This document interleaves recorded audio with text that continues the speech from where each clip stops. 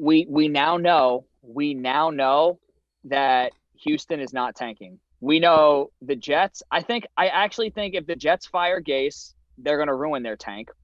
I think if this team had any implication that they were going to tank, they threw all that out the window by firing Billy Boy. Because I don't even like. Okay, all right. Week 1 against the Chiefs. All right, that team is trending towards being historically dominant. Week 2 against the who did Ravens. Houston play week 2? The Ravens. All Ravens. right, yeah. So that's They basically no, the first few weeks they got screwed by their schedule. That was and just then it. who was week 3? Week 3 was Steelers. the who? Steelers, right? Yeah, week 3 was the Steelers. That's another top 5 defense in the league. Week 4, though, okay, so the first 3 weeks they got screwed over. They played teams that they just had no business being on the field with.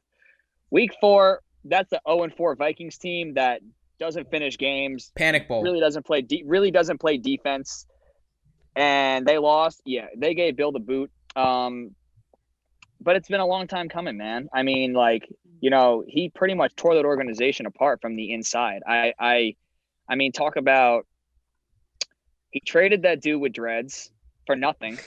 He traded Clowney for nothing. The dreads who shall not be named.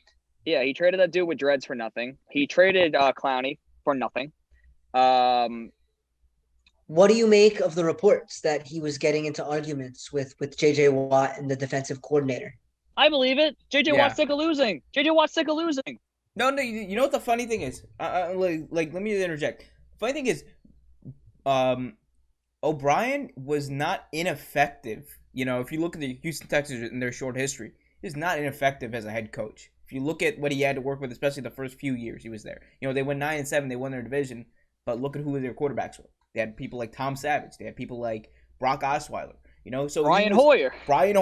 You know, so and he's won the division 4 times, I believe, in the past 6 years. His career record is 52-48. Right. And in that division, that gets you into the playoffs. So the NFC East of this decade. I'm not gonna go that far. That is a very special division. I think we should actually have a segment on that later, but I'm not gonna go that far. I'm not kidding. But Bill O'Brien getting fired. He did not get fired because of his activities as a head coach, because of his abilities as a head coach.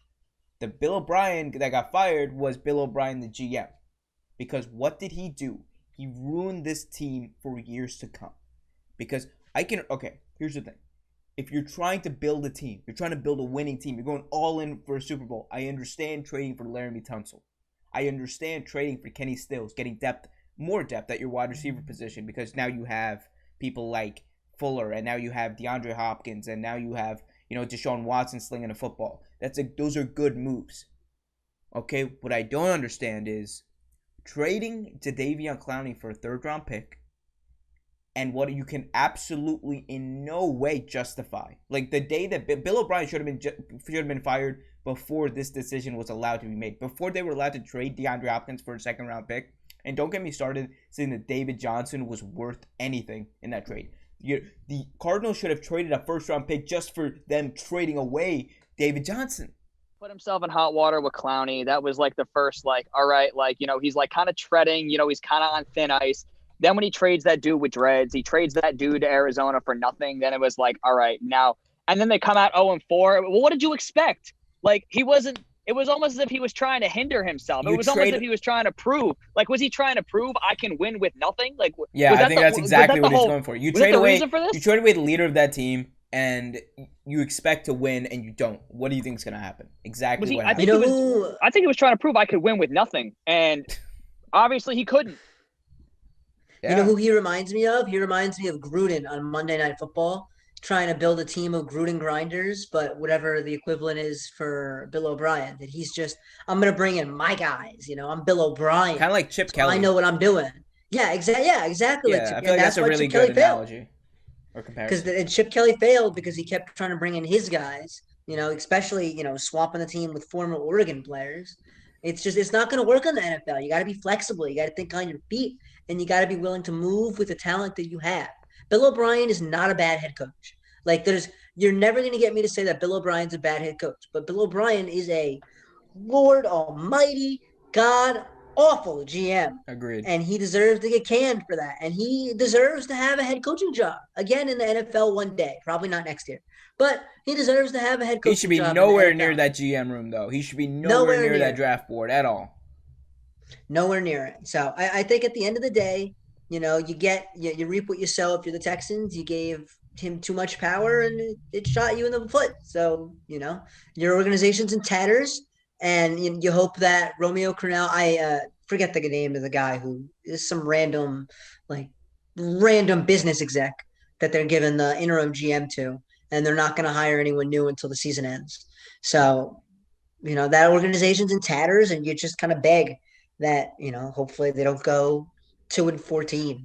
What do you think? You would hate to see that, but I don't know. Honestly, I could see it happening. It wouldn't even help them. Does it matter? It wouldn't even help whoever them. Whoever the hell they trade. It would help Miami. Miami would have 2 top 10 picks. Even help them at this point. I think at this point they might as well. I think firing him was just so that they could salvage their season to screw over Miami. Just to be sure, they're not going to give Miami another top 5. Like, they don't want to give Miami another top 5 pick. I really think that's what they did. Like, they're trying to salvage their season to screw over that team.